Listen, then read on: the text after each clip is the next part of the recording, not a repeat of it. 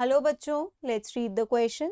So the question over here says biosphere is a component in ecosystem composed of plants present in the soil, life in outer space, composed of all living organisms present on earth which interact with the physical environment. Okay तो यहाँ पे biosphere के बारे में पूछा है। हम पहले देखते हैं कि बायोस्फेयर होता क्या है। देखिए बहुत सारे स्पीशीज होते हैं, ठीक है।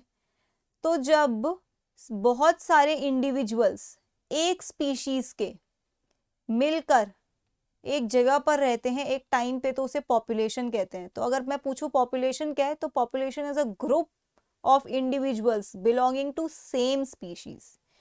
फिर होता क्या है, जब डिफरेंट डिफरेंट पॉपुलेशंस, मतलब बहुत सारी पॉपुलेशंस मिलकर एक जगह पे एक टाइम पे रहती है, तो उसे हम कहते हैं कम्युनिटीज।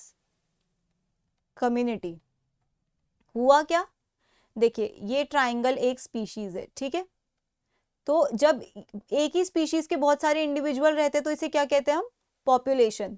अब देखिए ये दूसरी स्पीशीज है, ये दूसरी स्पीशीज की पॉपुलेशन हो गई, राइट। ये तीसरी स्पीशीज की पॉपुलेशन हो गई। लेकिन जब ये सारे पॉपुलेशन एक साथ रहने लगे एक ही जगह पे एक ही टाइम पे, तो इसे क्या कहेंगे हम, इसे कहेंगे कम्युनिटी। अब कम्युनिटी से ऊपर एक लेवल आता है, हायरार्कियल लेवल, जिसे हम कहेंगे बायोम। बायोम में क्या होता है कि जब कम्युनिटी एक ही पर्टिकुलर क्लाइमेट में रहे, ठीक है, एक ही पर्टिकुलर क्लाइमेटिक कंडीशन में रहे, बहुत सारी communities with in same climatic condition, this is what is biome. और बायोम से भी ऊपर लेवल है बायोस्फीयर। बायोस्फीयर, बायोस्फीयर में क्या आएगा, सारे लिविंग ऑर्गेनिज्म आ जाएंगे जो अपने एनवायरनमेंट से इंटरैक्ट करते हैं।